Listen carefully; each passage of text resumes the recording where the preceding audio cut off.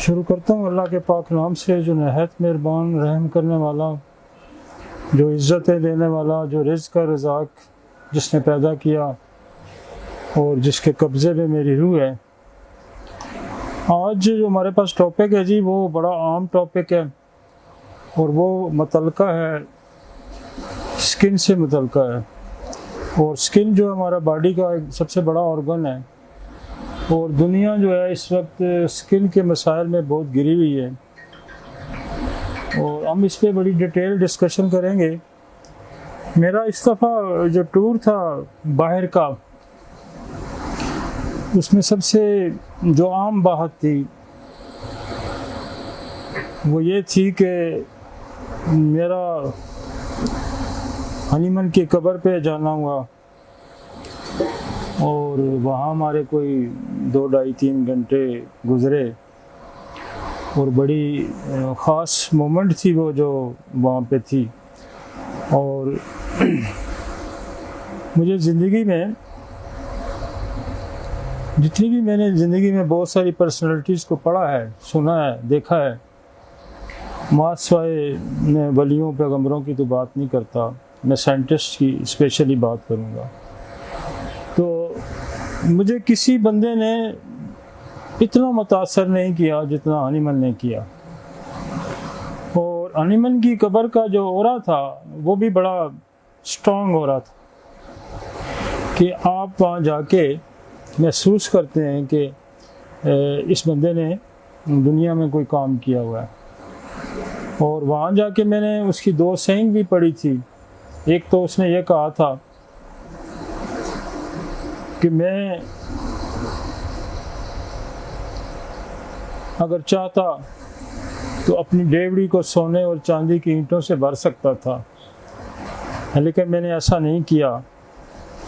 मैंने एक राज जो खुदा ने मुझे होम्योपैथी की सूरत में दिया वो लोगों तक पहुंचा के मैंने अपना फ़र्ज़ अदा किया।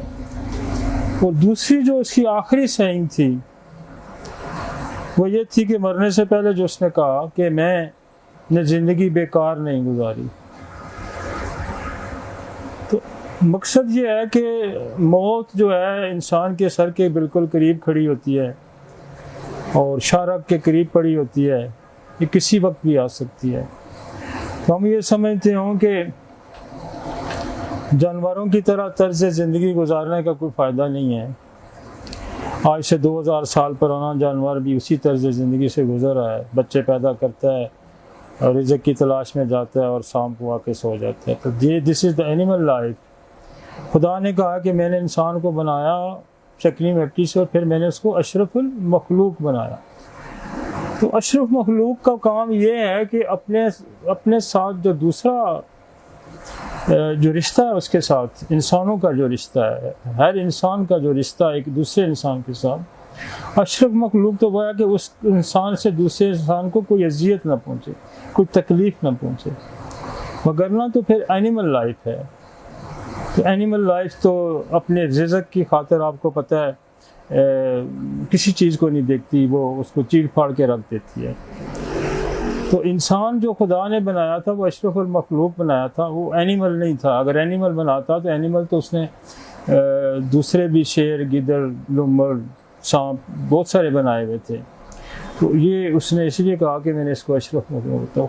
हनीमून का ज़िंदगी कहने का मकसद ये था कि मैंने वो रोल प्ले किया कि जो अशरफुल मखलूक का रोल होता है।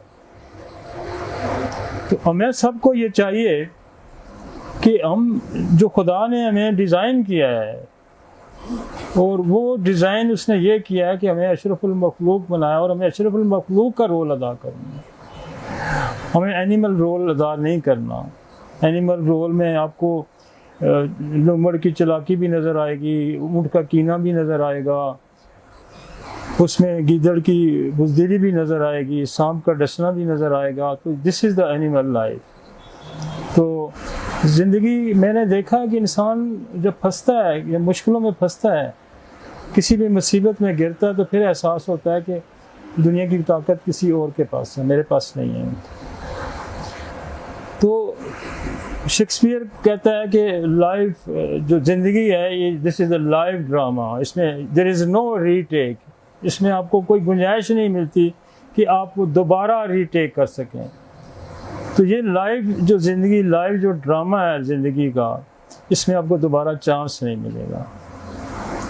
और हमें अनिमन की ज़िंदगी पे गौर करना चाहिए, उसकी कामों पे गौर करना चाहिए और ये सोच के ज़िंदगी गुजारनी चाहिए, कल हमें ये पछतावा ना हो कि मैंने ज़िंदगी राय गाँव गुजार दी, मैंने ज़िंदगी बेकार गुजार दी, मैंने ज़िंदगी जानवरों की तरह गुजार दी। और याद रखें कि खुदा आपसे हर उस चीज़ का हिसाब लेगा, जितना जिसको ज़्यादा दिया होगा उससे उतना ज़्यादा हिसाब लेगा। आपको ज़्यादा इल्म दिया हुआ तो उस इल्म का ज़्यादा हिसाब लेगा, आपको कम इल्म दिया होगा तो उतना आपको हिसाब लेगा। आपके पास जितनी दौलत होगी उस दौलत का आपको हिसाब देना होगा। तो ये दौलत जो हमने लूट मार करके हमने लोगों के गले घोंट के अगर बनाई हो तो इसका हिसाब तो फिर हमने ही देना है। और फिर आपको उसने इल्म दिया और उस इल्म को अगर आपने दयानतदारी से इस्तेमाल नहीं किया उसका भी हिसाब। लोग ये जो कहते हैं कि मैं इतनी किताबें पढ़ी हैं, मैंने PhD कर ली, तो ये मेरी मेहनत थी, ये मेहनत तभी कारगर साबित होती है, तभी काम आती है जब खुदा की रज़ा उसमें शामिल हो जाए। वगरना PhD डॉक्टर मैंने लोगों के, अनपढ़ लोगों के पास मुलाजम देखे। इसलिए ये बंदा ये कोई कहे कि मैं बड़ा पढ़ा लिखा आदमी हूँ और ये मेरी ज़िंदगी की मेहनत है, तो ये कोई बात नहीं है। वो सूरह बकरा में कहता है कि मैं जिसे चाहूँ उसे अता करूँ और जिसे चाहूँ ना अता करूँ। तो हमारे कुछ दोस्त हैं जो हमारे प्रोफेशनली हमारे साथ वाबस्ता हैं, जो इंसानों का इलाज करने का दावेदार हैं। मैं उनसे भी मुखातब हूँ कि खुदारा ये सोचें कि सिकंदर आज़म जब गया था तो उसने कहा था कफन से मेरे दोनों हाथ बाहर रख देना ताकि लोगों को पता हो कि खाली हाथ जा रहा है। तो ये जो आप पे बोझ है, आप गलत फीसें लेके अपने ऊपर डाल रहे हैं, तो ये जाते हुए आपके पास एक के काम नहीं आता। मैं तो समझता हूँ कि आप जब जाएं तो इस शान से जाएं कि आपका ज़मीर मलामत ना कर हो, और फिर आपको रीटेक की कोई गुंजाइश नहीं कि आपको मोहलत खुदा दे कि जाओ फिर एक दफ़ा सोच लो काम करके, नहीं, इसकी कोई गुंजाइश नहीं। इसलिए हनीमन के जो आखिरी सेइंग है कि मेरी ज़िंदगी बेकार नहीं, हमें सबको सोचना चाहिए कि मैं ज़िंदगी बेकार नहीं गुजारनी। टॉपिक पे आता हूँ। आज मेरे पास जो टॉपिक है वो स्किन है। हम स्किन पे जाने से पहले मैं हनीमन का जो फ्रोज़न है आज हमारे पास वो है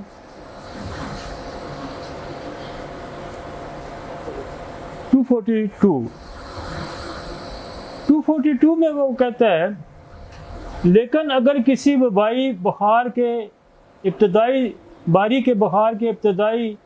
दौरों का मुनासिब इलाज न किया जाए या मरीज़ को गलत एलोपैथिक इलाज के ज़रिए कमज़ोर कर दिया जाए, तो ऐसे हालात में वो पोशीदा सोरा जो बदकिस्मती से बहुत से लोगों में मख्फी हालत में मौजूद होता है, बेदार हो जाता है और फिर ये सोरा इसी वक्फा से आने वाली बुखार की शक्ल इख्तियार कर लेता है और बज़ाहिर ऐसा मालूम होता है जैसे वो बाई बुखार अभी तक जारी हो। इस मरहले में वो दवा जो बीमारी की इब्तदाई दौरों में मौसर साबित हो सकती थी और जो अमूमन एंटीसोरक दवा नहीं होती, अब मज़ीद मौजू नहीं रहती और ना कोई फ़ायदा पहुंचा सकती है। अब असल में ये बीमारी सोरा है, सोरा से पैदा होने वाला वक्फे से आना वाला बुखार है, बन चुका है। और अमूमन इसका इलाज सल्फ़र हैपरसल्फ की ऊंची ताकतों में नहायत कलील मिकदार में बहुत कम वक्फों से दी जानी खुराकों के ज़रिए किया जाता है। वो गेंद सोरा का जिक्र कर रहा है कि इंसान के कदीम ज़माने से सोरक कंडीशन, वो कहता है कि इंसान की जो साख्त है, इंसान का वजूद, बाज़ दफ़ा देखें कि ये जो सोरा है वो कहता है कि कदीम ज़माने से हज़ारों साल से इंसान के अंदर बेसिकली कॉन्स्टिट्यूशन जो इंसान की जो साख्त है, उस साख्त में देखें सोरक कॉन्स्टिट्यूशन क्या है कि जो एलिमेंट खुदा ने इंसानी इस सरज़मीन के अंदर पैदा किए हैं, जिसमें जैसे सल्फ़र है, जैसे कल्केरिया है, जैसे फास्फोरस है, ये बेसिक कॉन्स्टिट्यूशन स्ट्रक्चर का हिस्सा है। तो ये जब कहीं डोमिनेशन आ जाती है इसकी, तो उसको हम कहते हैं ये सोरिक कंडीशन है, ये सोरिक कॉन्स्टिट्यूशन है, ये सल्फर कॉन्स्टिट्यूशन है, ये कैल्शियम का कॉन्स्टिट्यूशन है, ये फास्फोरस कॉन्स्टिट्यूशन। तो वो इस चीज़ को ये कहता है, और इसी चीज़ को मिसाल बुनियाद बना के बहुत सारे लोगों ने ये कहा है कि अब बीमारी की ज़रूरत नहीं है। बहुत सारे लोगों ने ये कहा है कि हमें अब बीमारी पड़ने की ज़रूरत नहीं है, क्योंकि हनीमन ने कहा कि जो इंसान जो बीमार होता है वो बहुत सारी सोरिक कंडीशन से बीमार होता है। लेकिन हम गलती ये करते हैं कि एक किसी अफरोज़म को पढ़ के हम ये नतीजा अखज़ कर लेते हैं कि अब हम इसी पे कायम हमें नहीं रहना है। लेकिन अगर आप ये देखते हैं कि अफरोज़म नंबर जो 79 है, 79 में वो ये कहता है कि साइकोसिस और सिफिलिस जो बेसिकली कॉम्प्लिकेशन ऑफ बैक्टीरिया है, ये उस जितना मर्जी इंसान का मदाफ़ती निज़ाम मजबूत हो, ये जब इंसान के अंदर दाखिल हो जाते हैं तो इंसान उसको ठीक नहीं कर सकता जब तक उसको दवा ना दी जाए। ये कहता है 79 में।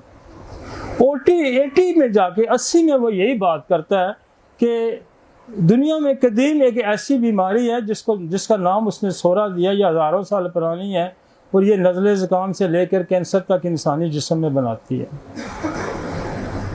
अब 81 में जाके फिर आगे वो ये कहता है कि ये मैंने पीछे कहा है कि यकीनन सोरा एक बहुत बड़ी बीमारी है, लेकिन जब ये म्याज़म से दूसरी बीमारियों से मिलता है तो ये कॉम्प्लिकेटेड हो जाता है। तो हमें 79 को भी पढ़ना है, हमने 80 को भी पढ़ना है, फिर हमने 81 को भी पढ़ना है। अब यहाँ आप ये देखें कि दुनिया में अब एक रिसर्च हुई है, और मैंने आज से 30-35 साल पहले कहा था कि 1/3 पॉपुलेशन जो बच्चे माजूर हो रहे हैं वो टीबी की वजह से हो रहे हैं। मैंने कोई 30-35 साल पहले मेरा आर्टिकल छप चुका है। आज WHO ये कह रहा है कि 1/3 the population of the world exposed to tuberculosis latent. मैं ये कहता हूँ कि एंटी ट्यूबरकुलोसिस दवाई देने से भी यही मसाइल पैदा हो गए जिसका हनीमन आइडेंटिफाई करता है कि आप सोरा को अगर आप नहीं काउंटर करेंगे तो आपका मर्ज ठीक नहीं होगा। तो इसी तरह अगर आप टीबी को कंसीडर नहीं करते तो हर तीसरा बंदा टीबी का मर्ज में मुब्तला है, तो फिर आप क्या करेंगे? वो जो कहता है कि फिर आप उसको कॉम्प्लिकेटेड बना देंगे और आपका मरीज़ आपके हाथों से निकल जाएगा। बात ये समझें कि अक्सर ये होता है कि जब आप थक जाते हैं, बहुत सारी बीमारियां दवाइयां दे दे के थक जाते हैं, आपका मरीज़ नहीं ठीक होता, तो ये बात हकीकत है कि जब आप सल्फर 30 की एक डोज देते हैं तो आपका मरीज़ ठीक हो जाता है। तो ये उसका जिक्र कर रहे हैं। नेक्स्ट अफरोज़म लाइन।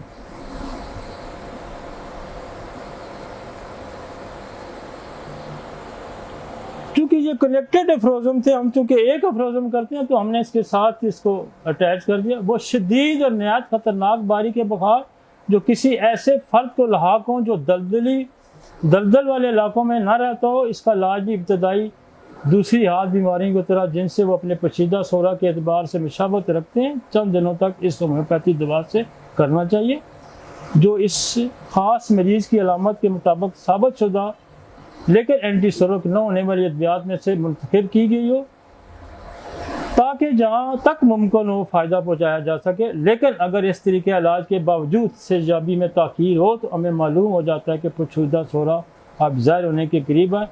ऐसी सूरत में एंटीसोरिक अद्वियात बीमारी की जड़ से ख़त्म करके मुस्तकिल शिफा दे सकती है। वो कहते हैं कि जब आप दवाइयों का इस्तेमाल कसरत से करें और फ़ायदा आपको नहीं हो रहा तो फिर आपको एंटीसोरिक दवा की एक डोज दे देनी चाहिए, और बाज़ दफ़ा वो आपका रास्ता हमवार कर देती है, और बाज़ दफ़ा ये भी मेरी क्लिनिकल प्रैक्टिस में देखा गया है कि वो आपको मर्ज से छुटकारा भी दे सकती है। ठीक है जी, आगे चलते हैं।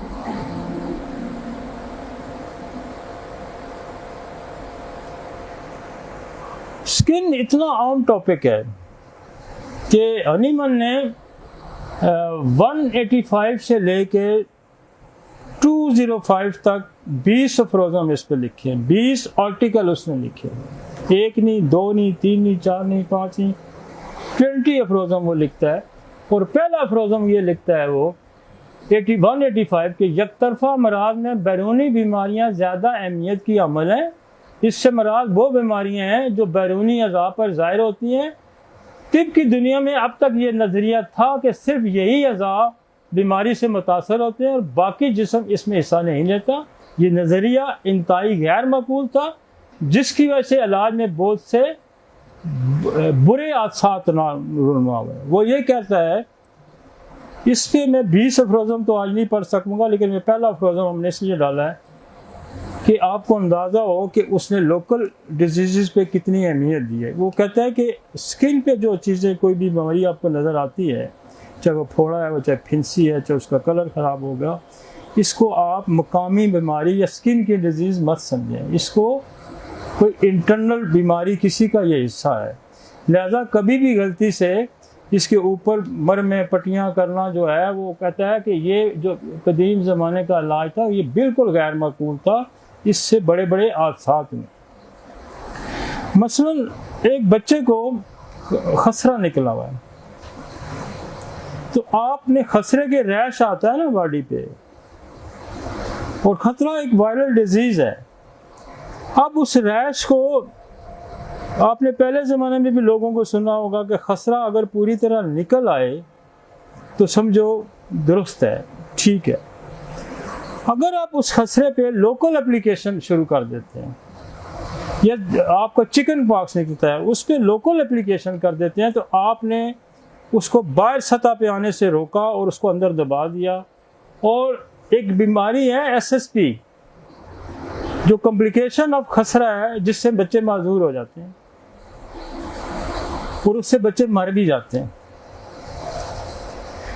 तो कितना बड़ा हादसा है एक बच्चे के साथ कि आपने उसको लोकल डिजीज समझ के ट्रीट किया, उस पर मरमे पट्टियाँ लगा ली, जबकि वो वायरल इन्फेक्शन था, इंटरनल था। आपने उसको बाहर आने से भी रोका और आपने उसको अंदर धकेलते रहे, और उस बच्चे की डेथ हो गई और सारी ज़िंदगी के लिए माजूर हो गया। समझ आई आपको बात? इस तरह एक बंदे को सोराइसिस है, ये चंबल है, और उसको आपने लोकल एप्लीकेशन की, और चंबल यहाँ से दब के किसी इंटरनल ऑर्गन पे जा सकती है, दिमाग पे जा सकती है। मेरे पास एक बच्चा था और उसको मिर्गी के दौरे पड़ते थे, तो मैंने जब उसकी हिस्ट्री ली तो मैंने कहा इसको कोई पहले और भी बीमारी हुई थी, तो उन्होंने कहा हाँ इसके जिस्म पे खारिश थी, चंबल थी। मैंने कहा उसने कहा जी हमने उसका एक इलाज कराया, उस पर हम मरमे शर्मे लगाते रहे तो वो ठीक हुआ। तो मैंने कहा ये दौरे उसके बाद पैदा हुए? तो कहते हैं जी दौरे उसके बाद पैदा। हमारी एक दवाई है जिंकोमेट, तो मैंने उसको जिंकोमेट दी तो वो सारी स्किन पे बाहर आ गई और उसके दौरे रुक गए। तो अनिमन यहाँ ये कहता है कि कोई बड़ा हादसा, बुरा हादसा हो सकता है। लिहाजा जो मेरा आज का जो टॉपिक है, इसलिए मैं ये अफरोज़म लोगों के सामने रखना चाह रहा हूँ कि 20 अफरोज़म उस बंदे ने लिखे। उसने इसको लोकल एप्लीकेशन को इतनी अहमियत दी कि उसने 20 आर्टिकल लिख दिए और डिफरेंट स्टाइल से आके, डिफरेंट अतराफ से आके समझाने की कोशिश किया कि ये गलती ना करना कभी भी। एक दफ़ा क्या नहीं कहा, बंदा देखे बंदा कोई किसी बात नहीं आता तो उसको कहता बात सुन, ये काम नहीं करना, फिर जाने लगता यार रुक, मैंने तुम्हें मना किया ये काम नहीं करना। तो उसने 20 दफ़ा लोगों को मना किया है। आप तो कोई बंदा घर से रुखसत करते हैं तो उसको जब समझा के भेजते हैं ना कि यार ये काम नहीं करना, इससे पछताओगे, फिर कहते हैं नहीं यार, फिर 2-3 दफ़ा बंदा कह दे, 20 टाइम्स। इसका मतलब है कि बड़ा आम टॉपिक है। तो जिस टॉपिक को हम पढ़ने जा रहे हैं ये बड़ा ही आम टॉपिक है, और ये बेसिकली इंसान का पर्सपेक्टिव है, ये आपका एलिवेशन है, ये आपका सामना है। आपको बेशुमार लोग हैं आपकी स्किन देख के आपका बीमारी बता देते हैं कि इसको ये बीमारी हो सकती है, नाखून देख के बीमारी बता सकते हैं। तो ये जो आपका जो सामना है, जो खुदा ने आपकी अपीयरेंस रखी है, इस अपीयरेंस पे आप हंसते हैं तो आपके जेस्चर दूसरे तक जाता है, आप रोते हैं तो आपका जेस्चर दूसरे तक जाता है। इसलिए आपके फेस पे जितने फीचर नज़र आते हैं वो फीचर किसी इंटरनल डिजीज़ का एक्सप्रेशन होते हैं। लिहाजा आपको जो हम टॉपिक पे जा रहे हैं और हमारा ये, चूँकि मैं सारी स्किन डिजीज़ तो नहीं पढ़ाऊँगा, हम सिर्फ इन्फेक्शस स्किन डिजीज़ पढ़ाएंगे। आप स्किन डिजीज़ एक खुद PhD टॉपिक है, वो ज़िंदगी में मौका दिया तो हम करते रहेंगे, लेकिन हम चूँकि हमारी सीरीज चल रही है नसोड़ की इन्फेक्शन डिजीज़ की, तो उसमें ये टॉपिक आ गया। तो ये पल्ले बांध रहे हैं। वो ये कहता है कि मांस वाई कट के, छुरी का कट, इंजरी हो जाए, ब्लंट कट हो लग जाए या बर्न हो जाए, तो ये वो लोकल इंटरनल एप्लीकेशन के साथ लोकल एप्लीकेशन की वो आपको इजाज़त है। समझ आ गई आपको? इसके अलावा आपको कोई फोड़ा फिंसी, कोई भी एरप्शन, कोई भी डिस्कलरेशन आपको स्किन पे नज़र आती है तो आप उसको लोकल एप्लीकेशन समझ के कभी भी ट्रीट ना करें। ठीक हो गया? चलते हैं जी आगे।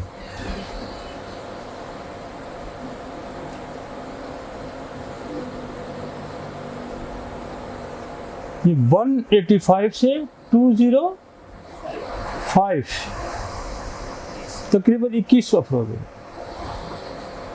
अब आता है जी स्किन।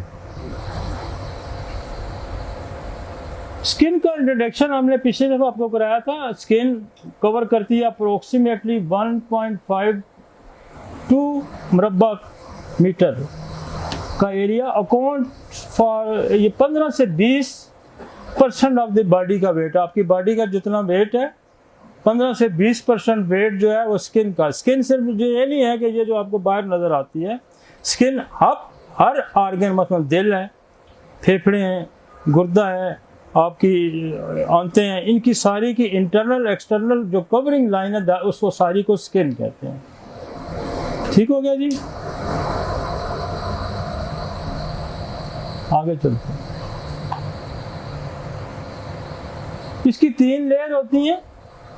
पहली को, ऊपर वाली लेयर को हम एपिडर्मिस कहते हैं, डर्मिस कहते हैं और हाइपोडर्मिस कहते हैं। इसका स्ट्रक्चर भी जरा दिखा दें, लेकिन मैंने पिछली दफा दिखाया हुआ। ये देखें, ये जो ऊपर वाली हिस्सा है ये एपिडर्मिस है, ये दरमियान वाला हिस्सा है डर्मिस है और ये हाइपोडर्मिस है। स्किन एक पूरी फैक्ट्री है। ये दोबारा उसने मुख्तलिफ शक्लों में दोबारा दिखा दिया आपको। और ये देखें, ये जो डर्मल एरिया है इसके अंदर आपके पसीने के ग्लैंड्स हैं, यहाँ हेयर फॉलिकल्स के यहाँ से ये बन रहा है, ये बन रहा है। ये मैंने पिछली दफ़ा सारी डिटेल, उसके नीचे जो है हाइपोडर्मस है और इसके नीचे आपका मसल पड़ा हुआ है। ये हमने पिछली दफ़ा बताया था, लेकिन हम थोड़ा सा जनरल रिव्यू कर रहे हैं। आगे चलते हैं, आगे चलते हैं, आगे चलते हैं।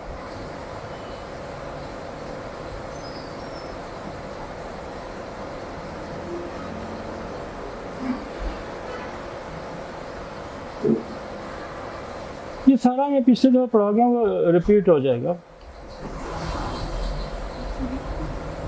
सिर्फ फंक्शन यहाँ दिखा दें।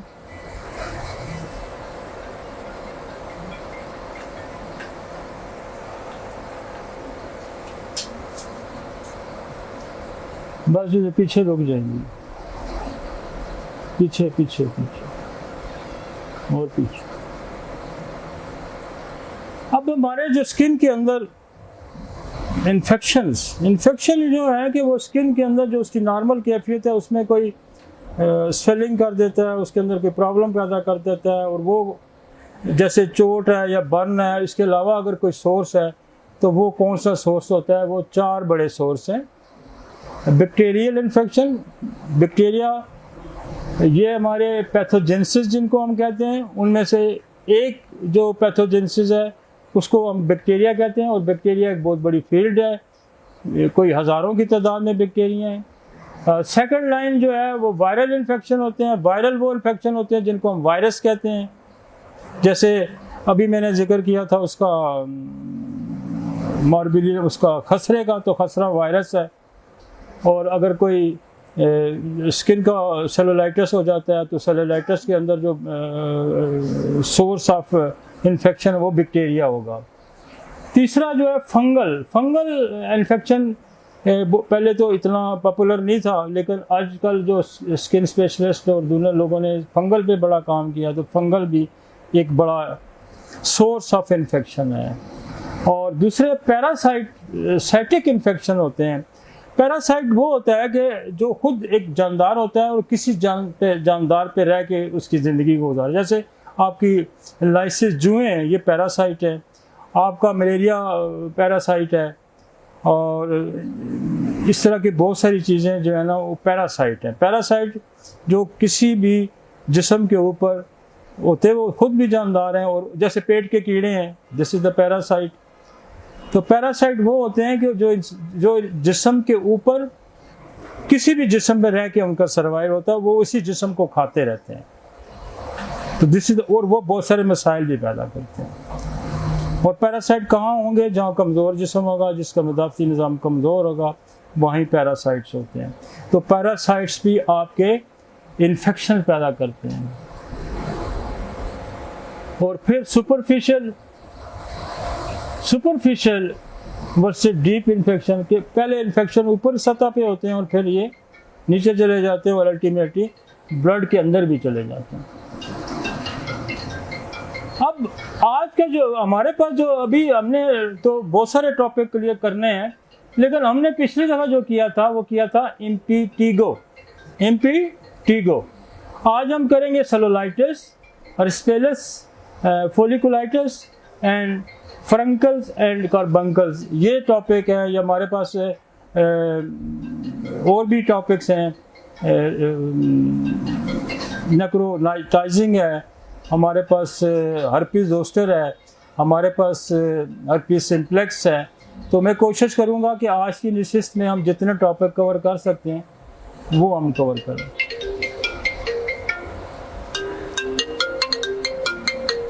लेकिन हमने पिछली दफ़ा जो किया था, ज़रा एक दफ़ा नज़र मरवा दें इम्पीटीगो पे।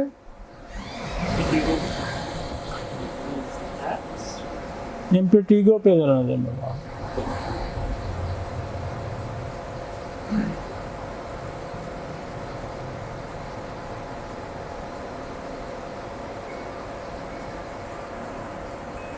किधर चला गया? नहीं, इसी के हिस्सा था ना, वो लगा किया हुआ था।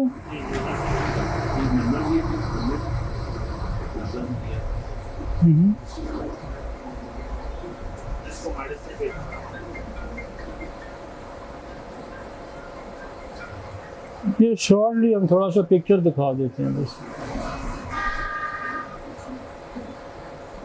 थोड़ी बड़ी करनी है।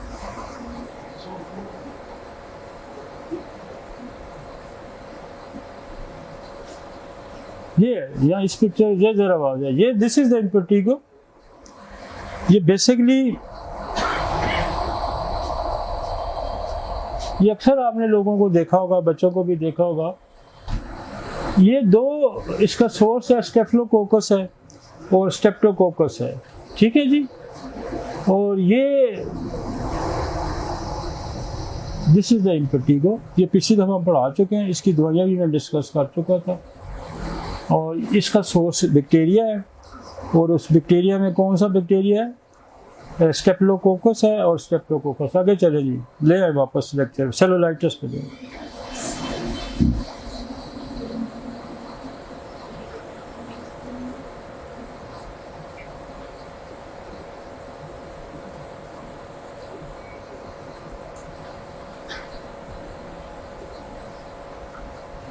What is the cellulitis? और सेलुलाइटिस भी इन्फेक्शन है, इसका सोर्स भी बैक्टीरिया है।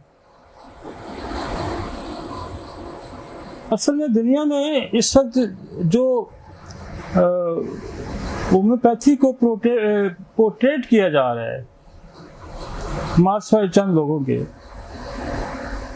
वो अपनी कोई लोग दुकान चलाने के लिए कर रहे हैं, कुछ लोग जो हैं वो अपने रेटिंग के लिए कर रहे हैं, और जो असल कॉन्सेप्ट था हनीमैन का, उससे पहली तो बात है लोग वाकिफ़ नहीं हैं।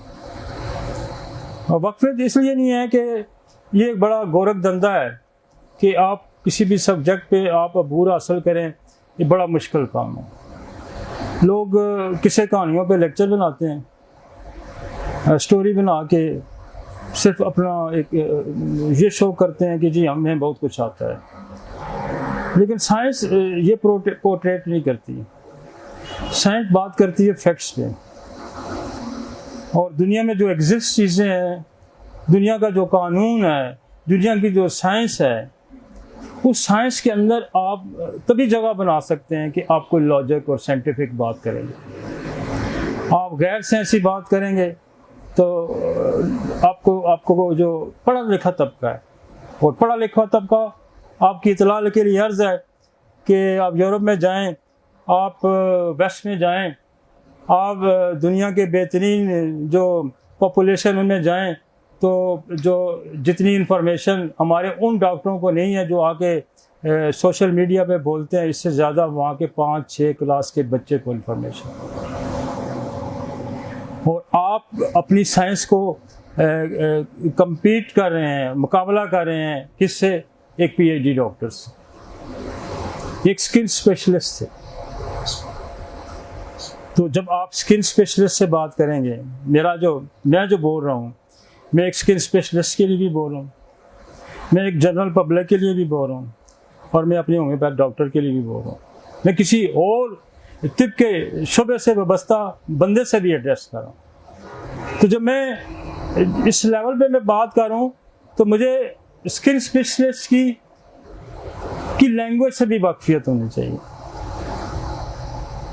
आप जितने ये बंदे बोल रहे हैं, अरप्टली अगर इनको बुला लिया जाए स्टेज पे, उनको बताया जाए कि इम्पेटिगो पे ज़रा बात कर दें, तो सवाल ही नहीं पैदा होता कोई बंदा बात कर सके। इसलिए मैं अक्सर मैं जाके कहता होता हूँ कि इनको ज़्यादा मेरे साथ खड़ा कर दें, मेरे साथ खड़ा कर दें, तो तब पता चलेगा कि साइंस क्या है और शुबदाबाजी क्या है। और हमारे डॉक्टरों के पास एक बड़ी एक आसान सी लाइन होती है, वो लाइन होती है कि ये दवा जो है ना हर सूरत काम करेगी, आप बीमारियों को छोड़ दें। ये खूबसूरत लाइन है उनके पास। अब ये लाइन नहीं चलेगी, आपको सेलुलाइटिस को पढ़ना होगा, आपको इम्पेटिगो को पढ़ना होगा, आपको हर्पीस सिम्प्लेक्स को पढ़ना होगा, आपको हर्पीस जोस्टर को पढ़ना होगा। वगरना मैं ये नहीं कि मैं किसी को डरा रहा हूँ, मैं आपको ये बताना चाह रहा हूँ कि मैं नहीं किसी को चलने दूंगा। जो गैर साइंसी गुफ्तगू करेगा उसका सर्वाइवल नहीं है, सर्वाइवल उसी का है जो साइंसी गुफ्तगू करेगा। और इसलिए मैंने कहा है कि तो हमें जब हम सेलुलाइटिस को समझेंगे, आपकी जो रेपर्टरी है इसमें भी सेलुलाइटिस का लफ्ज मौजूद है। जिस ज़माने में सेलुलाइटिस को डिस्कस किया गया था, उस ज़माने में सेलुलाइटिस के कॉजेटिव फैक्टर लोगों को नहीं पता थे, लेकिन कुछ लोगों को, जैसे बोरक का बड़ा मोतबर नाम है, मैं ये समझता हूँ कि अगर दुनिया में कोई किसी ने खूबसूरत किताब लिखी है तिब की साइंस के लिए, तो वो बोरक ने लिखी है। और वो इसलिए इससे लिखी गई है कि वो कोई शब्दाबाज नहीं था, और मैं यकीन मानता हूँ, मैं कहता हूँ कि वो कोई इलामी आदमी था। उस पर खुदा का खूब बड़ा करम था कि वो उस ज़माने में, जिस ज़माने में वायरस और बैक्टीरिया का वजूद अभी नया आया हुआ था, तो उस ज़माने में वो सल्फ्यूरिक एसिड के लिखता है कि ये स्टेफ्लोकोकस को भी ठीक करता है, ये स्टेफ्लोकोकस भी ठीक करता है। आज से 100 साल पहले की बात। और आज हमारा जो बंदा है जो आपकी होम्योपैथी कम्युनिटी को रिप्रेजेंट करके बात करता है उसको खुदा गवाह स्टेप्टो का नहीं पता। तो आप कैसे दुनिया में जाके प्रचार कर सकते हैं, कैसे दुनिया में ये बात कर सकते हैं कि मैं ये जो कहता हूँ मैं आपको साइंस सिखाऊंगा, मैं आपको होम्योपैथी सिखाऊंगा। ये खुदा गवाह है, ये अपनी ज़ात के भी दुश्मन है, इस सिस्टम के भी दुश्मन है। मैं बैरून दौरे पे गया हूँ, जब हम विजिट में था मुझे ऐसे ऐसे लोग मिले हैं और मुझे इतनी खुशी हुई है कि वो लोग होम्योपैथ डॉक्टर नहीं थे, तो जनरल पब्लिक से लोग वाबस्ता थे। उन्होंने कहा हमने आपसे होम्योपैथी का वो खूबसूरत चेहरा पढ़ा है और आज हम इस काबिल हैं लोग कि हमें किसी डॉक्टर के पास जाना नहीं पड़ता, आपने उंगली पकड़ के हमें एक एक चीज़ समझाई। तो जब तक आप साइंस की बुनियादी चीज़ों को अपनी होम्योपैथिक दवाइयों के साथ अटैच नहीं करते, उस वक्त होम्योपैथी का फ़रोग बड़ा मुश्किल है।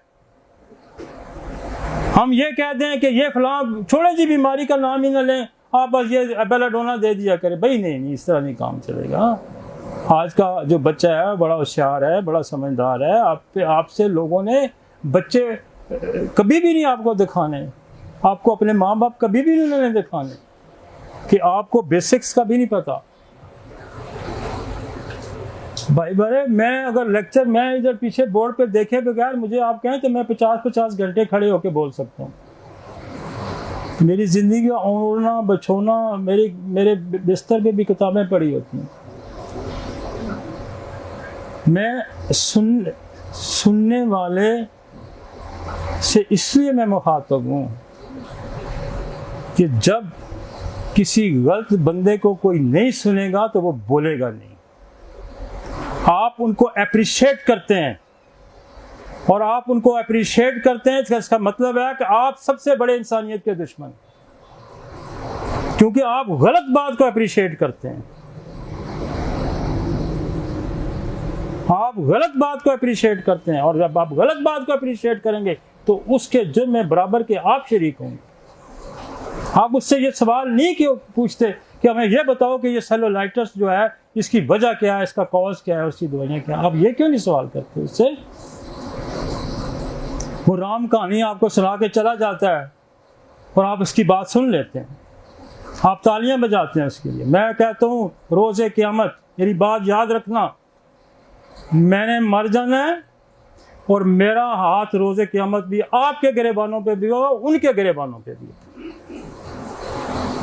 जो किसी गलत काम का साथ देता है वो उसका पक्का साथी है, इस पे दो राय नहीं है। तो मैं जोर इस बात पे इसलिए दे रहा हूँ आप पे कि आप गलत बात पे ना ताली में जाएं ना अप्रिशिएट करें और ना वो लेक्चर सुने जो आपको बेरारा में करें। जो गैर सेंसी बात बंदा करता है वो हमें से नहीं है। साइंस जो होती है वो 2 और 2 4 साबित करके बताती है। Cellulitis acute bacterial infection of the dermis. Dermis हमने क्या कहा था कि स्किन की ये जो ऊपर वाली लेयर है that is the dermis and subcutaneous tissue, और इसके नीचे जो टिश्यू होता है present with redness warmth swelling and pain. जब आपको ये नजर आएगा कि इस पे ये स्किन मेरी रेड हो गई है, इसमें पेन है, ये गर्म है, इसके अंदर सोजस हो गई है, तो ये समझें कि this is not a normal. हाँ, अगर किसी को चोट लग गई है, किसी को हिट लग गई है तो ये तो कह सकते हैं कि जी चोट है। लेकिन अगर इसके अलावा आपको किसी स्किन में रेडनेस नज़र आती है, सुर्खी नज़र आती है, तो इसका मतलब ये है कि ये बैक्टीरियल इन्फेक्शन है। और वो बहुत कॉमन बैक्टीरियल इन्फेक्शन कौन सा होता है? यहाँ स्टेप्टोकोकस होता है और स्टेफिलोकोकस होता है। स्टेफिलोकोकस होता है, स्टेप्टोकोकस। और इसका आसान सा हमने लोगों को बताया हुआ है, ये सिंपल है कि यहाँ से मटेरियल लिया जाए और उसको कल्चर करा लिया जाए और आपको दोनों आइडेंटिफाई हो जाएंगे। आपकी सेलुलाइटिस की बेशुमार दुनिया में यहाँ डिस्कस करूँगा, लेकिन आपका अगला स्टेफिलोकोकस है, आपका स्ट्रेप्टोकोकस है। Never you can get the कि जी आप ये समझ लें कि मैं इसका इलाज कर लूँगा, सवाल ही नहीं पैदा होता, सवाल ही। 20-20 साल, 25-25 साल, 15-15 साल लोग मार्केट में फिर रहे हैं ये सेलुलाइटिस को लेके। सेलुलाइटिस नहीं ठीक होता, उसकी वजह है कि दुनिया जान की एंटीबायोटिक भी लोगों ने खाई होती हैं और आपका जो मटेरियल है वो भी लोगों ने इस्तेमाल किया होता है। लेकिन फ़र्क ये है कि हम ये कहते हैं कि इस बैक्टीरियल, इस कॉजेटिव एजेंट को जब तक आप इस्तेमाल नहीं करते, दुनिया का बेहतरीन मॉडल दुनिया ने रखा है, वैक्सीन का मॉडल है दुनिया के सामने, जिसको हर होम्योपैथ डॉक्टर के आपने भी अपने बच्चों को लगवाया होगा और आपने भी लगवाया होगा, हर दुनिया में बंदे ने लगवाया होगा। बेहतरीन मॉडल यही है कि वो आपको बीमारी से प्रोटेक्ट करता है। लेकिन हमारे पास जो मॉडल है वो उसी तर्ज का मॉडल है और उससे कई ज़्यादा हम बीमारी से प्रोटेक्ट भी करते हैं, हम उसका ड्यूरेशन भी कम करते हैं, हम उसको क्योर भी करते हैं और हम उसके आफ्टर इफेक्ट्स को भी ठीक करते हैं। This is the nosode. तो हम ये कहते हैं कि जो भी ऑर्गेनिज्म इसके अंदर मौजूद है उसकी पोटेंसी होम्योपैथिक में, जिसको हम नसोड की पोटेंसी कहते हैं, आप देंगे तो आपका 20-20 साल पुराने, 10-10 साल पुराने सेलुलाइटिस के केस ठीक हो जाएंगे। अगर आप पिक्चर दिखाओगे cellulitis, this is the cellulitis. ये देखें, एक नॉर्मल स्किन थी और इस पे ये रेडनेस आई और ये फिर रेडनेस जो है आखिर ये जब वक्त गुजरता जाएगा तो फिर आपके नीचे टिश्यूज़ को भी इन्वॉल्व करेगी, फिर ब्लड के अंदर भी जाएगा और फिर ये अक्सर जो है ऑस्टियोमाइलाइटिस की शक्ल इख्तियार करेगा, जिसको हमने पहले पढ़ा था कि फिर हड्डी तक भी चला जाएगा। तो इसको प्रोटेक्ट करने का तरीका यही है कि इसको फौरी तौर पे आइडेंटिफाई कर दिया जाए कि दिस इज़ द सेलुलाइटिस। जैसे हमने इम्पेटिगो को कहा था कि इम्पेटिगो की क्या शक्ल थी, ये देखें, दिस इज सेलुलाइटिस। और मैं आपको बताऊं कि 15-15 साल, 20-20 साल हो गए लोग इस सेलुलाइटिस को लेके फिर रहे हैं। आगे चलते हैं, नेक्स्ट जरा पिक्चर लाओ। This is a cellulitis. ये देखा है, सेल के अंदर इन्फेक्शन, सेल और सेल के अंदर इन्फेक्शन को क्या कहेंगे? सेलुलाइटिस। सेल के अंदर की इन्फ्लेमेशन, उसके अंदर सेल तो आम लफ्ज है और सेल के अंदर वो किसका सेल? स्किन का सेल। किसका cell? Skin. This is the cellulitis. और ये आप ये उन लोगों को भी जरा देखें जो इम्यून सिस्टम कंप्रोमाइज लोग हैं, उनमें बड़ा क्विकली आता है। मतलब डायबिटिक पेशेंट होगा, एड्स का मरीज होगा, तो फिर ये जाके उसे कंबाइन करता है, उससे मिलजुल जाता है, फिर इम्यूनिटी कंप्रोमाइज होती है और इसमें बैक्टीरिया। अच्छा, ये हम जहाँ बैठे हैं, ये जो स्टेफिलोकोकस है या स्ट्रेप्टोकोकस है, ये जितने बैक्टीरिया आपकी स्किन के ऊपर मौजूद हैं, टच कर रहे होते हैं आपको, जो ये ब्रेक होती है ज़रा सी भी स्किन, तो उसने एंटर हो जाना है। जो ही स्किन कंप्रोमाइज हुई तो इसने अंदर दाखिल हो जाना है। तो स्किन के अंदर, चूंकि स्किन का जो मेन फंक्शन है ये प्रोटेक्शन है, आपकी टेम्परेचर रेगुलेशन है, तो ये प्रोटेक्शन जब ब्रेक हुई तो ये बैक्टीरिया आपके ऊपर ही इधर इधर घूम रहा होता है। आपके ये टेबल पे हाथ लगाया, हो सकता है यहाँ पड़ा हो, आपकी सरफेस पे पड़ा हो, तो साथ ही इसने पेनिट्रेट कर जाना है और नीचे चले जाना है। ये आंख पे देखेंगे, दिस इज द सेलुलाइटिस। और कभी भी आपको सेलुलाइटिस मिलेगा तो ये ध्यान में रखें, मांसपेशी चोट के, मांसपेशी बर्न के, ये this is the bacterial infection. जो लोग ये कहते हैं कि नसोड़ का इस्तेमाल ना करें, ना करें आप। हमें क्या इतनी मुसीबत पड़ी है कि हम आपको पढ़ें। जो चाहता है कि उसके मरीज ठीक हो, जो चाहता है उसका क्लिनिक चले, जो चाहता है कि मेरे हाथों में शिफा आए, वो करे। जिसको होम्योपैथी से जिद है, जिसको मेरी शक्ल से जिद है, वो ना करे, बिल्कुल ना करे। हम नहीं चाहते कि वो फायदा उठाए। क्या जरूरत है उसको फायदा उठाने की? लेकिन वो आपको तो ना रोके ना, और आप उससे ना रोकें। कम से कम आपको सोचना चाहिए कि ये जो बंदा बात कर रहा है ये गैर साइंसी बात कर रहा है। हम जो बात कर रहे हैं वो साइंसी बात कर रहे हैं। नेक्स्ट, मजा आ गया सर? सेलुलाइट, मैं आपकी दवाइयां सेलुलाइटिस की आपको बताता हूँ। कोई भी स्किन का बैक्टीरिया हो, कोई वायरल हो, कोई ऑटोइम्यून स्किन की डिजीज हो, ये याद रखें कि ये बहुत ही आपको नजर रखनी पड़ेगी कि स्किन के अंदर आपने एक स्ट्रॉन्ग इम्यूनिटी पैदा करनी है। स्टेफिलोकोकस अपनी जगह बेशक होगा।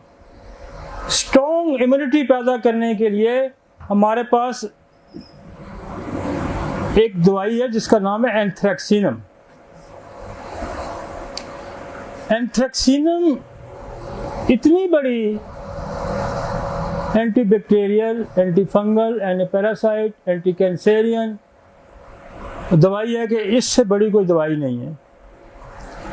और मैंने कहाँ से ली है, अगर मैं उसका नाम ना लूँ तो फिर भी बदयांती है।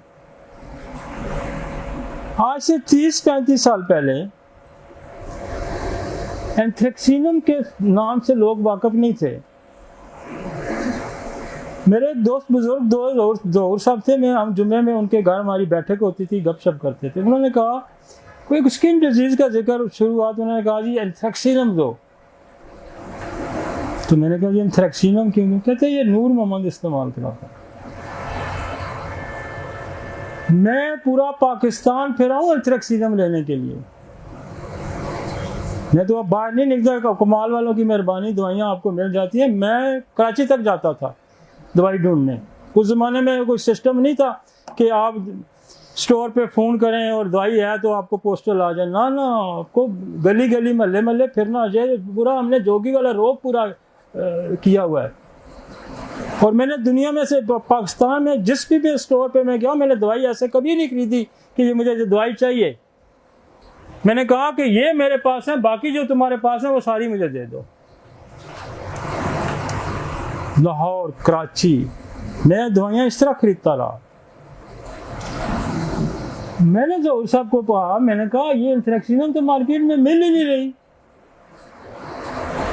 उसने कहा ये इसने ये नूर मोहम्मद के से लेके आया हुआ है। तो नूर मोहम्मद का बेटा था रशीद, अभी भी उनकी उम्र मेरा 90-100 साल के करीब है। उनके पास मैं गया तो मैंने कहा आपके पास एंथ्रेक्सिनम? उन्होंने कहा यहाँ मेरे पास 1 mg की है और ये रेडक्वेज की पड़ी हुई है, और मेरे पास एक ही बोतल है और AI भी एक ही बोतल है। तो मैं इससे आज तक पहला बंदा जो तू खरीदने आया है। You are the first man कि जो आप आए हो इसको खरीदने के लिए। तो मैंने कहा यार मुझे दे दो। कहता नहीं, देता नहीं, एक शर्त पे दूंगा कि इसमें से कतरे मुझे भी डाल के देगा।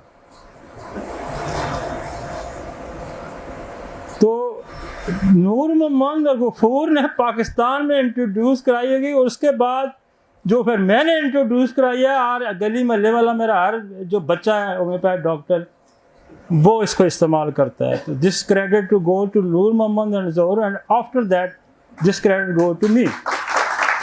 आपकी गैंग्रीन है, आपके पिंपल्स हैं, आपकी कोई भी स्किन की मेलेग्जेंसी है, वो एंथ्रेक्सिनम दिए बगैर नहीं ठीक हो सकती। उसके बाद हमारे पास हमने जब अभी ये दवाइयाँ बहुत सारी हम यूके से लेके आए पिछले 10-12-15 सालों में, उसमें मेरा एक दोस्त है, अमेरिकन डॉक्टर है, डॉक्टर मोहम्मद खान, जिसने मार्फी के साथ भी काम किया हुआ है। उसने ये दवाई मुझे बताई कि कार्सिनोसन मेलानोमा ये स्किन का कैंसर से बनती है, और हम पिछले 10 साल से कार्सिनोसन मेलानोमा का इस्तेमाल कर रहे हैं। ये एंथ्रेक्सिनम के हमपल्ला दवाई है, और कहीं भी मुझे कोई मसला होता है, बाद लोगों को नहीं सूट करती, तो हम कार्सिनोसन मेलानोमा का इस्तेमाल करते हैं। तो कार्सिनोसन मेलानोमा किससे बनती है? स्किन कैंसर से बनती है। एंथ्रेक्सिनम किससे बनती है? तिल्ली के कैंसर से बनती है। तो जो भी आप सेलुलाइटिस का इलाज शुरू करने लगें, आप नेक्रोसिस का इलाज शुरू करने लगें, या आप ऑस्टियोमाइलाइटिस का इलाज शुरू करने लगें, जहाँ भी इन्फेक्शन का इलाज स्किन का करने लगें, तो आप एंथ्रेक्सिनम को और कार्सिनोसन मेलानोमा को, और कार्सिनोसन मेलानोमा अभी अवेलेबल हो गई है और आप इसको ख़रीद सकते हैं। एंथ्रेक्सिनम भी आप तो आम हो गई है। तो ये वो नसोड हैं। इसके बाद स्टेफलोकोकस है, और इसके बाद साथ साथ स्टेप्टोकोकस है। 50-60% से ज़्यादा। अब तो मैं आंखें बंद करके, मेरे पास कोई स्किन डिजीज आती है ना, बहुत सारे एलोपैथिक डॉक्टर भी आते हैं, मैं उसको पहले ही क्या देता हूँ, मैं कि या तो स्टेप्लो पॉजिटिव है या स्टेप्लो पॉजिटिव है, तो बेहतर आप इसका कल्चर करा लें। इतनी बड़ी बड़ी फाइलें होती हैं, किसी ने नहीं कराया होता, किसी ने नहीं कराया होता।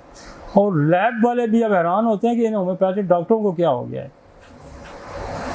इनको किसने आके ये सबक बढ़ा दिया है। और एलोपैथिक डॉक्टर भी परेशान है हमारी डायग्नोसिस से। Scientific phase of the homeopathy, हम आपको सिर्फ एक निसोड नहीं पढ़ा रहे, बल्कि हम एक बीमारी भी पढ़ा रहे हैं।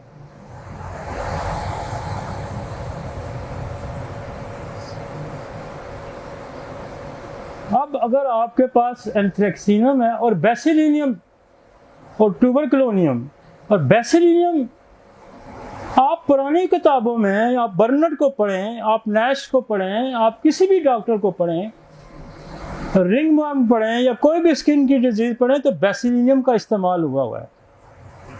बेसिलिनियम अगर आपके पास, जब मेरे पास बाकी चीज़ें नहीं थी, तो हम बेसिलिनियम से भी सेलुलाइटिस वगैरह को हम ठीक करते थे। बेसिलिनियम भी एक एनर्जी पैदा करती है, लॉ ऑफ सिमिलर के तहत, कि बड़ा बैक्टीरिया छोटे बैक्टीरिया को मार देता है। जैसे बेशुमार केसेस एनिमल ने फ्रोजम नंबर 46 में बयान किए हुए हैं कि फलां बीमारी थी, मतलब उसकी आंखें ख़राब थी, तो उसको चिचक का टीका लगा तो उसकी आंखें ठीक है। तो बेशुमार को उसने कोड किए हुए हैं। तो हमें, जब हमारे पास अवेलेबिलिटी नहीं है, तो हम एंथ्रेक्सिनम का भी इस्तेमाल करते। जब हमारे पास स्टेफलोकोकस से डायग्नोज नहीं हुआ, तो हम इससे भी काम लेते थे। लेकिन ये काम जो है, जैसे 2-2-4 ऐसा मजे का नहीं होता था। जब से हमने स्टेप्टो को पकड़ा है, तो हमारा तो बिल्कुल मैथमेटिक की तरह काम है, 2 + 2 हो। अब यहां एक दवाई है सलेशिया।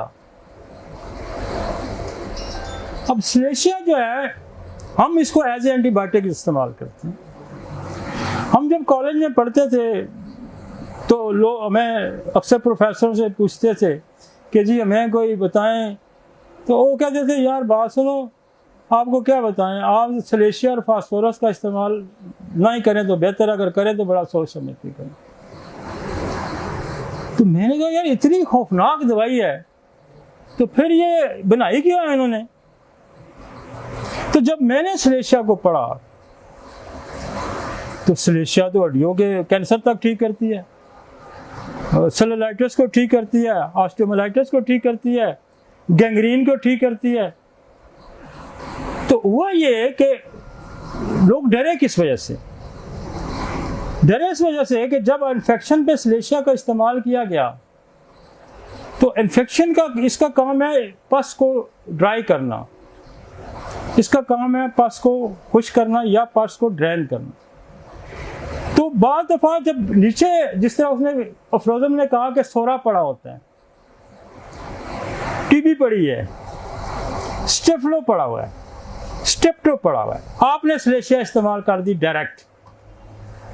अब नीचे बैक्टीरिया था, उसने रेजिस्टेंस पैदा की, आपने बार बार उस पर अप्लाई की, नीचे से रेजिस्टेंस आ रही, होगा क्या? स्लेशिया अपना काम तो करेगा। स्लेशिया यहां से उस इन्फेक्शन को दबाएगा जब, तो उठा के कहीं और ले जाएगा, और जो ले जाएगा तो हार्ट पे भी जा सकता है और फिर फेफड़ों पे भी जा सकता है। तो आज साथ ये हुए कि सप्रेशन होगी, सप्रेशन होगी तो लोग इससे डर गए। हमने इसका खौफ किस तरह खत्म किया कि हमने ये पहले पैरामीटर इस्तेमाल किए,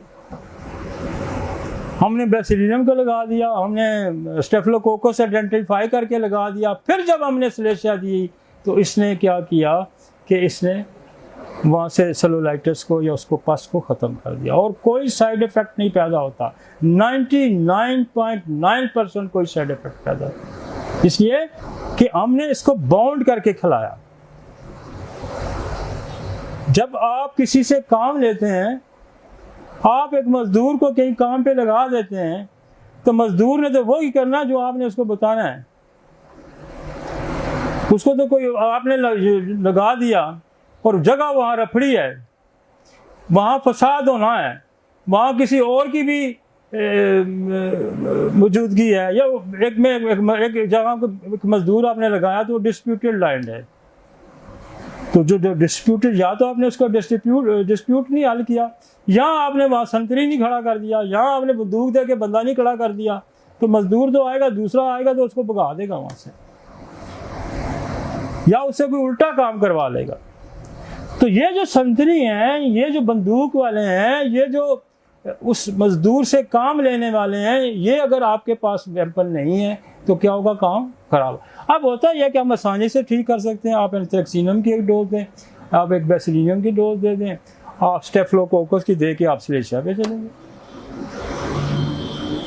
आप एपर सल्फ पे चले जाएं, आप कल्केरिया सल्फ पे चले जाएं, स्वेलिंग है तो आप एपर्स पे चले जाएं। तो ये कितना आसान नहीं हो गया? ना साइड इफेक्ट का डर है, ना खराबी का डर है, ना स्लेशिया का खौफ है, और ये this is the Hahnemannian science.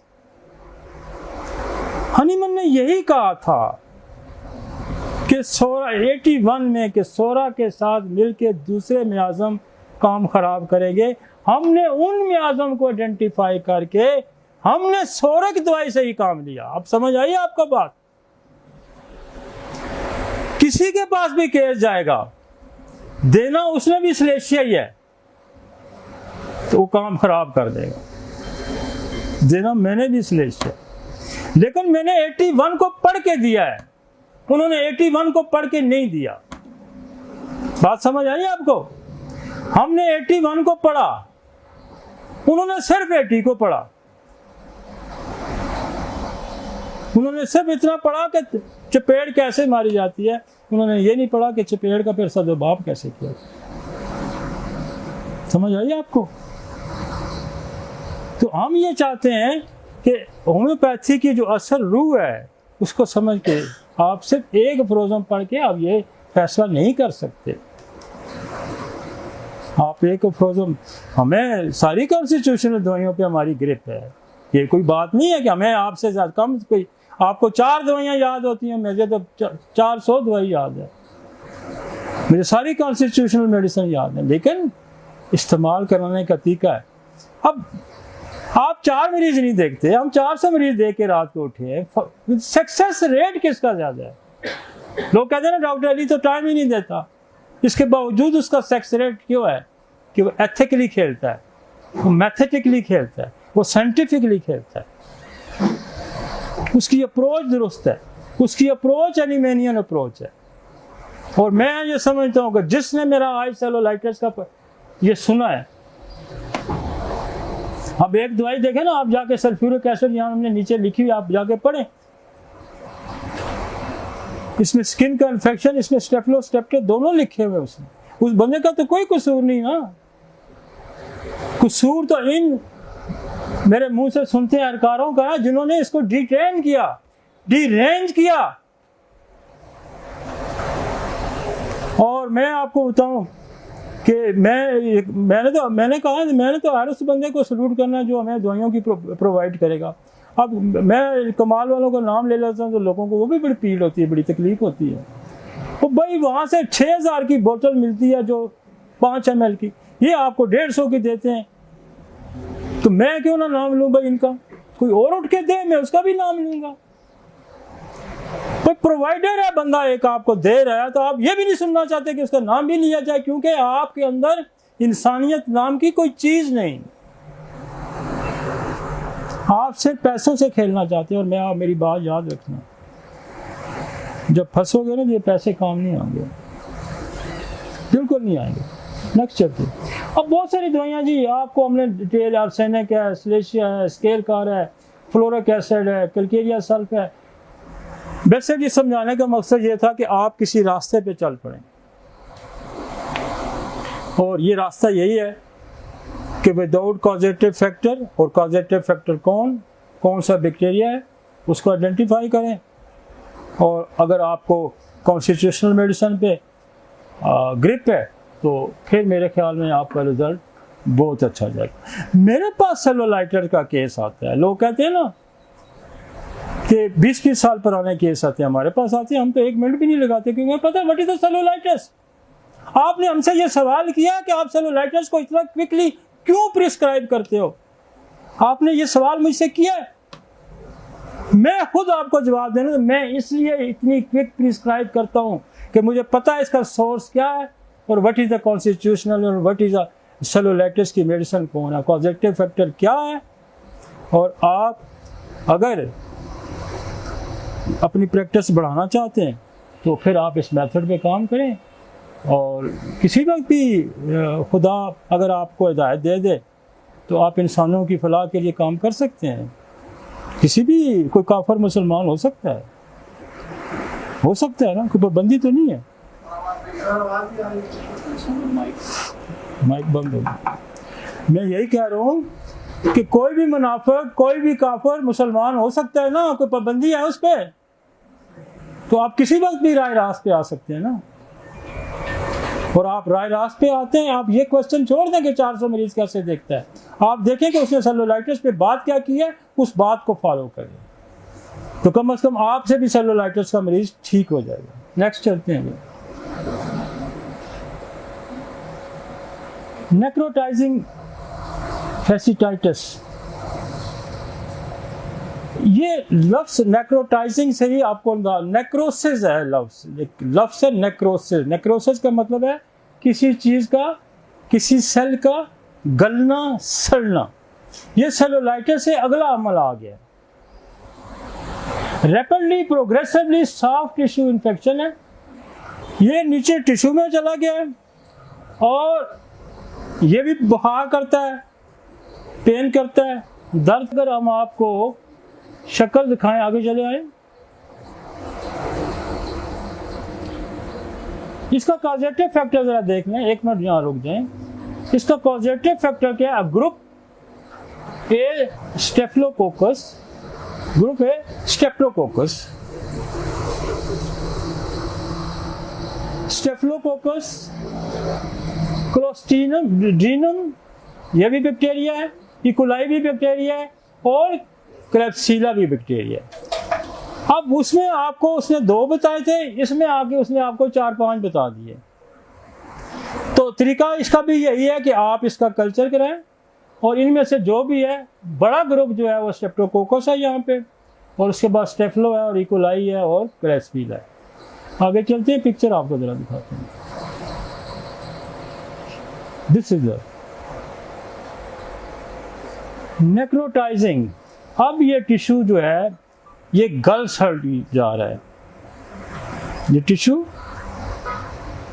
देखा नीचे चला गया, और ये आखिर में नीचे हड्डी तक भी चला जाएगा। लेकिन अभी ये नेक्रोटाइजिंग उस स्टेज में है कि आपका जो सेल है, आपका जो मसल है, उसके अंदर टूट फूट शुरू हो गई है, और ये गलना सड़ना, और ये और ज़्यादा गलत सड़ जाएगा जब, तो फिर ये इम्पुटेशन होगी, पाँव काट दिया जाता है, ये पाँव काट दिया जाता है। हमने हज़ारों लोगों के सैकड़ों लोगों के हमने इम्पुटेशन बचाई है। ये देखें ना, ये गया, ये गया, ये गया। ये पिक्चर आपके पास लोग आते हैं, और ये कंप्रोमाइजिंग कहाँ मोस्ट कॉमनली आता है, डायबिटिक लोग, ट्यूबरकुलोसिस वाले लोग, इम्यून सिस्टम कंप्रोमाइज लोग, HIV वाले लोग, ये उससे अगला दर्जा है। आगे चलते हैं, पिक्चर कोई और है, ये देखा, ये सारा बाजू चेस्ट उसकी सारा गया। ये केसेस,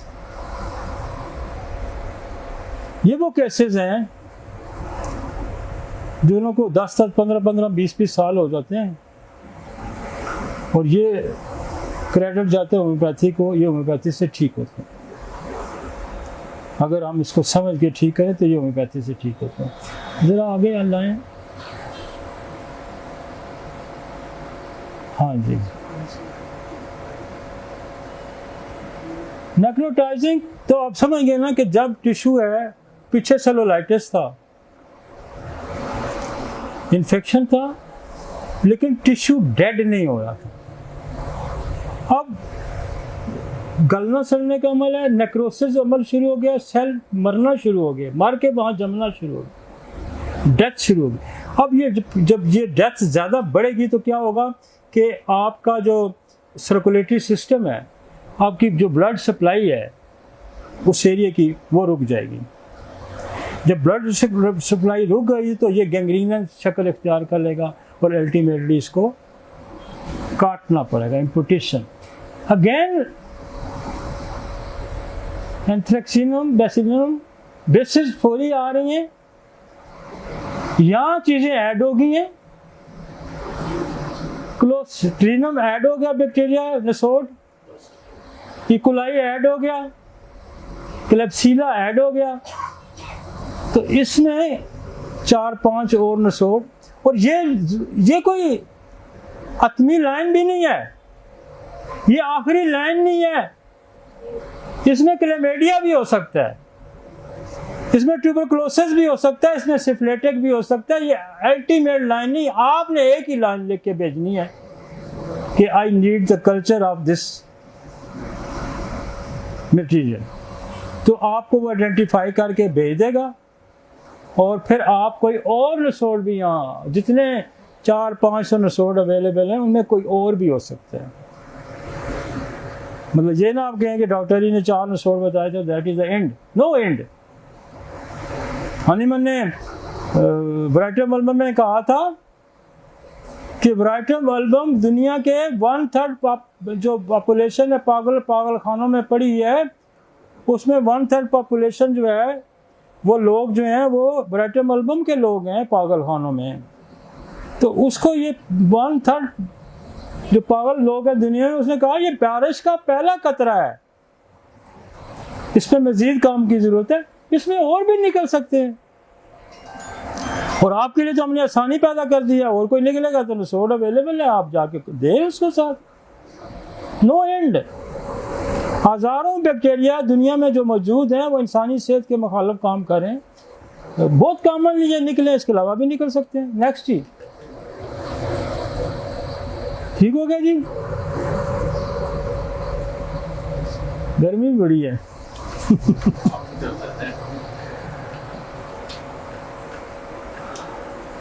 यार, ये क्या गर्मी है, मैं 5 घंटे रात को काम करके हूँ बगैर एसी के।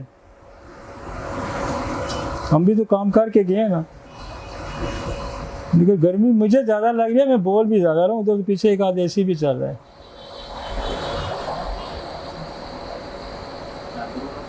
अंदर वाला चला गड़बड़ वजह से, कोई नहीं यार, 10-15 मिनट, आधा घंटा मिलता। ये कहते हैं ट्रिप ना करें। वायरल स्किन, अब हमने एक बैक्टीरियल रेल पढ़ी, अब वायरल हर्पीस सिम्प्लेक्स वायरस एक है, एक वेरिसिला जोस्टर वायरस है, ह्यूमन पेप्लोमा वायरस है, और मेलिसुमम कंटेजियसम, ये सारे जो है ना ये वायरल ग्रुप हैं। हर्पीस दो तरह के होते हैं, एक हर्पीस सिंप्लेक्स है और एक हर्पीस ज़ोस्टर है। हम ये दो पढ़ लेते हैं आज। पेप्लोमा वायरस भी बड़ा बिग जो सब्जेक्ट है। ये बेसिकली पेप्लोमा वायरस में आज से कोई 10-15 साल पहले इसको मैं यूके से बनवा के लाया था। बेसिकली जो फीमेल में सर्विक्स का कैंसर है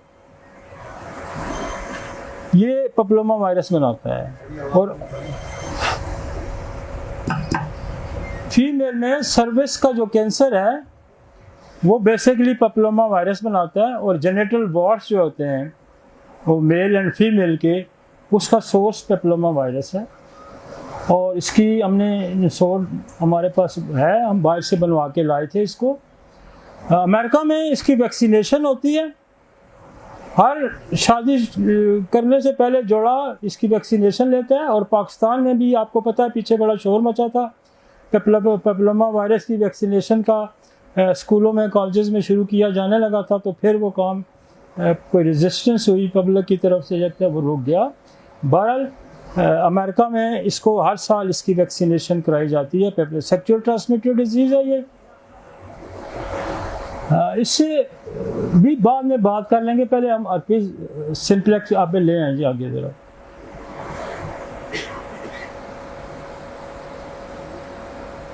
हर्पीस सिंप्लेक्स ये एक जगह हम और भी टेस्ट करवाते हैं। आपको याद होगा मैंने एक जो हमने फीमेल इन्फेक्शन जब हमने पढ़े थे तो हमने टेस्ट बताया था आपको, टॉर्च, TORCH, टॉर्च। टॉर्च में हर्पीस सिंप्लेक्स भी होता है, टॉर्च में टॉक्सोप्लाज्मा भी है, साइटोमेगाली भी है और रूबेला भी है, और उसके अंदर ये हर्पीस सिंप्लेक्स भी है। ये बेसिकली वायरल इन्फेक्शन है। अब हमारा एक और भी वायरस है जिसको कहते हैं, जो हर्पीस है वो हर्पीस ज़ोस्टर के नाम से मशहूर है। तो बेसिकली ये हर्पीस ज़ोस्टर भी जो है ना ये वेरोसीला फैमिली से इसका ताल्लुक है। हम पहले ये ज़रा इसकी पिक्चर में जो दिखाना, मैं आपको ज़रा हर्पीस दिखा दूँ। ये देखें, ये बच्चे अक्सर आपने देखे होंगे यहाँ पानी वाले आबले से बन जाते हैं, यहाँ बन जाते हैं, यहाँ बन जाते हैं। This is the herpes, this is the herpes simplex. आगे कोई और पिक्चर है,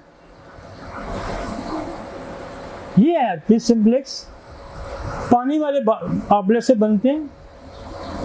और ये इसका कॉज जो है, आगे वो देखें, ये देखें, this is the herpes simplex. ये पोटेंसी में मौजूद है। इसकी दवाइयाँ रस्टॉक्स, एंटमटाट, रेंकुलस बल्ब, ये भी इसकी दवाइयाँ हैं।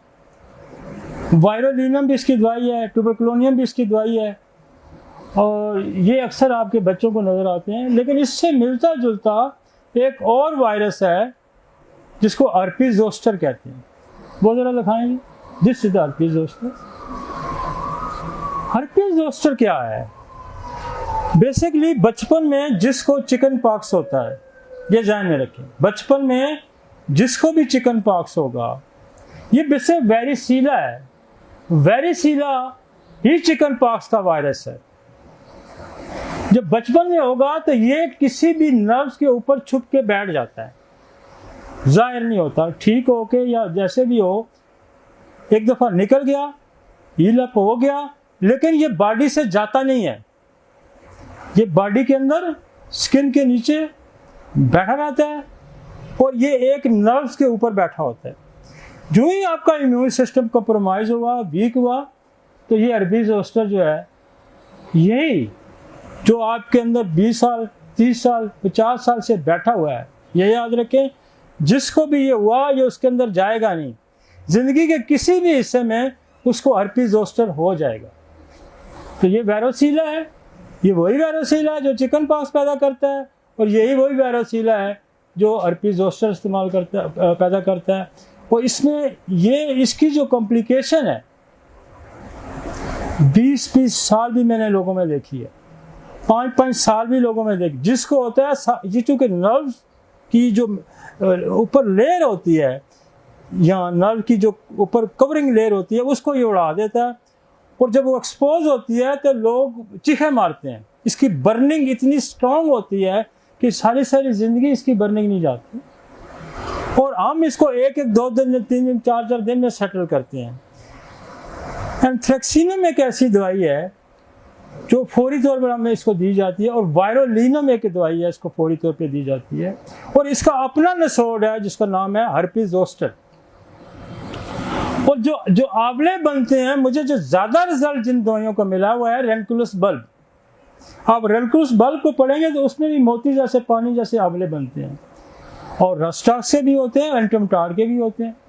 आप अगर उसको हर्पीज जोस्टर नसोड यूज़ करेंगे, वायरोलिनम यूज़ करेंगे, ये उस फैमिली से प्रैक्टिस चला आ रहा है, और इसकी जो बर्निंग है और इसकी मैलेजेंसी के अमल को रोकने के लिए आप एंथ्रेक्सिनम का इस्तेमाल करें, 2-4 दिनों में आपका मरीज सेटल हो जाएगा। और एक और दवाई है जो इसकी बर्निंग को रोकती है, और वो हमारे यहाँ बड़ी पुरानी इस्तेमाल हो रही है, किसी इंडियन डॉक्टर ने लिखी थी, मुझे एग्जैक्ट उसका नाम अभी याद नहीं आ रहा, वो है, उसका नाम है एचिरेंथिस, ACHYRANTH, एचिरेंथिस। आप यकीन माने स्किन की किसी किस्म की भी बर्निंग हो तो एचिरेंथिस 30 में हम देते हैं तो फ़ौरन रोक देते। तो आप बर्निंग को रोकने के लिए एचिरेंथिस का इस्तेमाल कर सकते हैं, एंथ्रेक्सिनम और carcinosin melanoma, the best remedy for anthracinum. आप अगर उस ग्रुप के नसोड का जिक्र करेंगे तो एंथ्रेक्सिनम है, कार्सिनोसम मेलानोमा है, और हर्पीज जोस्टर है, और वायरोलिनम है। उसके बाद आप रेनकुलस बल्ब दे सकते हैं, एंटमटार दे सकते हैं, रोस्टॉक दे सकते हैं, और एचिरेंथिस दे सकते हैं। ठीक है जी, ये दिखाएंगे। अच्छा, हर्पीज हमेशा ध्यान में रखेंगे, ये पूरी बॉडी पे कभी नहीं होगा, ये बस इतनी सारी एक लेयर पकड़ेगा, एक नर्व पे बैठा होता है, उसी नर्व पे ये बाहर आ जाता है, उसी नर्व को इफेक्ट है। पूरी बॉडी की सारी यक तक सारी नर्व पे ये अटैक नहीं करता। इसकी जब भी आप आएगा एक लाइन में के ऊपर ये दाने नजर आ जाएंगे, चाहे यहाँ नजर आ जाए, चाहे यहाँ नजर आ जाए, चाहे इधर आ जाए, चाहे इधर आ जाए, एक नर्व पकड़ेगा सिर्फ, और उस पर मोतियों जैसे, पानी जैसे आंवले नजर आएंगे, और उसमें शदीद बर्निंग होगी। आप ये समझ लेंगे this is the herpes zoster. आगे करें, कोई और पिक्चर है, पीछे वाली पिक्चर, ठीक है, हो गया जी। आगे आगे कौन सा रह गया? फंगल। फंगल इन्फेक्शन जो है ना, इस पे सारी जो है ना स्किन स्पेशलिस्ट का भी काम चलता है, ये भी मैं आपको बता दूँ। फंगल है, और ये मशहूर भी लफ्ज़ जो है ना मॉडर्न फैमिली ने ज़्यादा किया है, फंगल। और फंगल बेसिकली ये भी, आपने फंगल देखी है कभी? कोई अचार की पुरानी शीशी, कोई पुराना आपके घर में कोई फ्रूट पड़ा हुआ होगा, उस पर फंगल लग जाता है, जिसको पंजाबी में उल्ली भी कहते हैं, तो फंगल है, हाँ, डबल रोटी पे लगी नजर आती है, तो this is the fungal infection. और इसकी डर्मेटोफाइट इन्फेक्शन, जिसको टीनिया कहते हैं। अब टीनिया भी बड़ा नाउन सा है, टीनिया बड़ी आसानी से पहचाना जाता है, ऐसे रिंग की तरह एक ठप्पा लगा होता है स्किन पे, जैसे किसी ने सिक्का लगा लिया, वो सारा इन्फेक्शन होता है, बीच में खाली होता है। वो हम पिक्चर आपको दिखा देंगे। टीनिया है, कैनाडियासिस है, पेट्रियासिस है, और may effect skin, hair and all. इसकी ज़रा पिक्चर आप ज़रा दिखा दें ताकि आपको अंदाजा हो। पिक्चर टीनिया, इसको बड़ा करें ज़रा।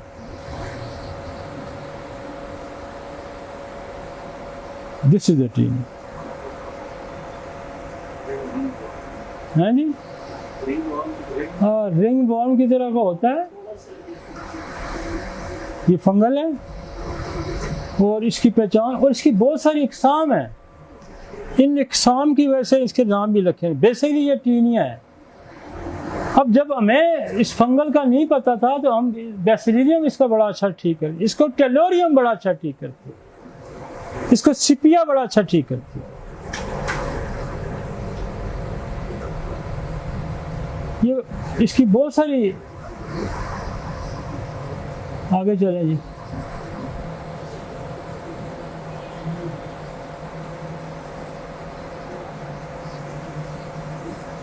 टीनिया एक और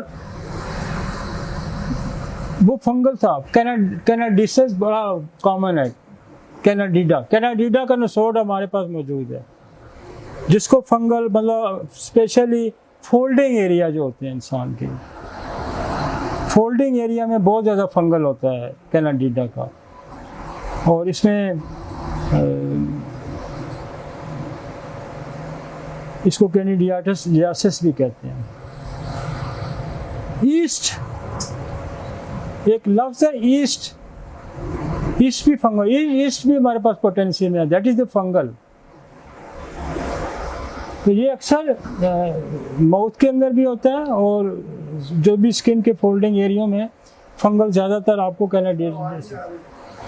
मैं क्या स्किन के जो फोल्डिंग एरिया हैं, जैसे बगल हो गया, ये जगह होगी, आपका ये ग्रॉइन एरिया है, यहाँ फोल्डिंग एरिया में कैनाडीडा बहुत पाया जाता है और फंगल वहाँ भी पाया जाता है। अब आ गया पैरासाइट। पैरासाइट में स्केबीज है। स्केबीज ऐसे, स्केबीज जो है ये पैरासाइट है, और ये पैरासाइट क्या मतलब कीड़ा है जो एक सुरंग सी बना लेता है अंदर, ऐसे स्किन पे आएगा, ऐसे अंदर दाखिल होगा, ऊपर से स्किन आपको सही नजर आती है, नीचे लंबी सी एक सुरंग बनाई होती है इसने, ये सुरंग के अंदर घुस जाता है। उसकी एक और बड़ी खूबसूरत पिक्चर है, जैसे मिजेरियम होती है, मिजेरियम के ऊपर लेप होता है, नीचे सारा इन्फेक्शन पड़ा होता है। This is the scabies. और स्केबीज का इलाज क्या किया जाता है जी? सुबह शाम आप अल्कोहल के पानी से उसके क्या नाम होता है, ये डिटॉल के पानी से साफ करें, उसके लिए बहुत सारे उन्होंने लोशन। तो स्केबीज भी नसोड भी है, सल्फर बहुत अच्छा काम करती है, tuberculinum, sulphur, psorinum, graphite, mezereum, staphysagria, anti. अब देखें एंटी पैरासाइटिक हमारे पास मेडिसिन कौन सी है? हमारे पास एक्थाइलम है, इक्थाइलम, ICTHYLUM, इक्थाइलम। इसको अगर आप जाके बोरक में पढ़ेंगे तो इसकी पहली दूसरी लाइन लिखी है, दिस इज एंटी पैरासाइटिक। आपकी स्टेफिसेगेरिया है, दिस इज एंटी पैरासाइटिक। और फिर जो भी पैरासाइट आपको, आपकी स्क्रीनम एक दवाई है, बर्नर ने इसको प्रूव किया है और उसने लिखा है कि ये पेट के कीड़ों की दवाई है, एंटी पैरासाइटिक है। तो नसोड बहुत बड़ा जो है हमारे पास स्क्रीनम है, हमारे पास कार्सिनोसम है, तो ये सारे एंटी पैरासाइटिक है। एक्थाइलम है, स्टेफिसेगेरिया है, और स्केबीज है, सल्फर है, ग्रेफाइट है, पेट्रोलियम है और सोराइनम है। ठीक हो गया जी स्केबीज। पेडिकुलस, पेडिकुलस भी नसोड आ गया, हमने बनवाया है, इन्होंने बनाया, बाहर से लेके आया थे, दोबारा कमाल वालों ने इसको बना दिया। ये सर की जो जुएं होती हैं, सर की जुएं, लाइस, ये लाइसिस पेडिकुलस भी है, इसकी स्टेफिसेगेरिया बहुत बड़ी दवाई है, इसकी एक्थाइलम बहुत अच्छी दवाई है।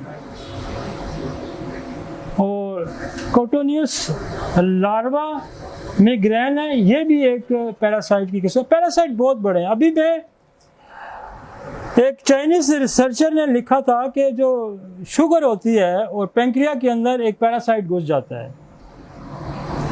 और मैं आपको बताऊं कि पिछले हमने कुछ 6 महीने में हमने स्क्रीनम का वहाँ इस्तेमाल शुरू किया, तो बहुत सारे शुगर के मरीज उससे बेहतर होना शुरू हो गए। तो उसने कहा कि एंटी पैरासाइट एक ऐसा है कि जो लबलबे के अंदर चला जाता है और वो वहाँ से इंसुलिन को बाहर आने से रोकता है। ठीक है जी, बाकी हम स्किन को कंटिन्यू आगे चले जरा।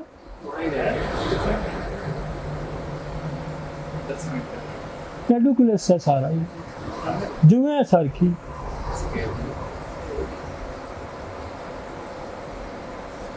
ये स्केबी जरा दोबारा दिखा दो।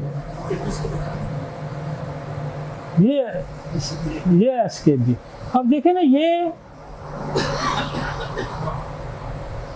ऐसे ऊपर बम्प सा थोड़ा सा बनाता है, ये अब नीचे बहुत अंदर घुसा होता है। ये ऊपर से पता लगता है कुछ नहीं, एक सुरंग बनाता है ये। This is scabies. ये देखें, ये अंदर इसने सुरंग बनाई हुई है। ये माइट है, माइट भी कहते हैं ना, छोटे सा जो होता है, अक्सर ये आपको वहाँ मिलती है, डस्ट माइट जैसे होती हैं, या कारपेट के अंदर बहुत मिलता है। ठीक हो गया जी।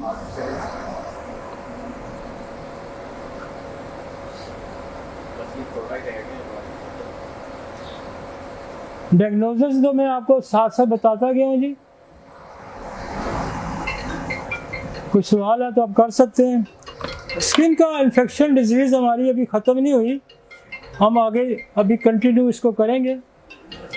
हाँ, इसमें जैसे हम हमारी बहुत सारी, जैसे अभी मैंने मीज़ल का जिक्र किया, चिकन पॉक्स का जिक्र किया, तो स्किन की इन्फेक्शन अभी काफ़ी सारे रहते हैं।